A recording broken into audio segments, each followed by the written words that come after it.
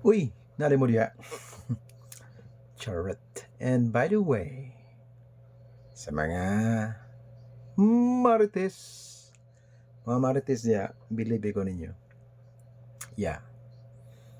Believe ko ninyo. Kay bisan pa man sa inyong kakapoy, still na-manage po ninyo ang pagbantay sa inyong isig katao. Mo ganay trabaho nga di ka bayran o, di ka bayran. Because di kahinan yun yung time ang pagbantay sa inyong silingan. Pagsige yung sunod sa kinabuhi sa inyong silingan. Naunta, ang inyong kinabuhi ang dapat bantayan. Pero nga naman yun yung silingan, magyud ang inyong bantayan. Pero okay lang, at least nagmalipayon mo na fulfill nakuan yun yung adlaw malampuson tungod sa paghimantay sa kinabuhi sa uban. Okay ra na mamantay, basta lang maayo.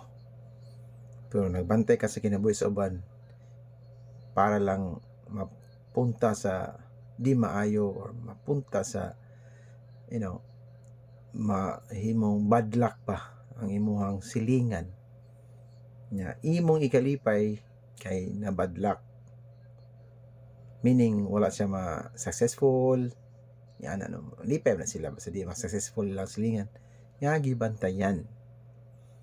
Mo ni trabaho sa mga marites, bantayan nila ilang silingan, tanang mga movement kanang ginabuhat, even sa social media naran sila din ang tanaw.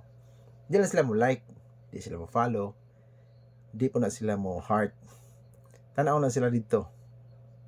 Tanaw na sila dito.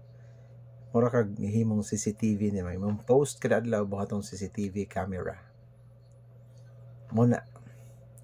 Ako lang advice sa mga marites. Unaha ang inyong kaugalingon. Aron sad mulambo ang inyong kaugalingon. Ayun mo paghimantay pa sa uban. Kay wag na sweldo ang paghimantay sa uban.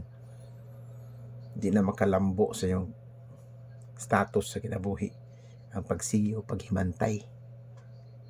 Muna nga, dangin na ninyo na paghimantay sa bang tao. Instead, bantayin yung kagalingon nga pamilya. Okay? Muna akong ikatambag sa ito mga marites. Pa! Buak!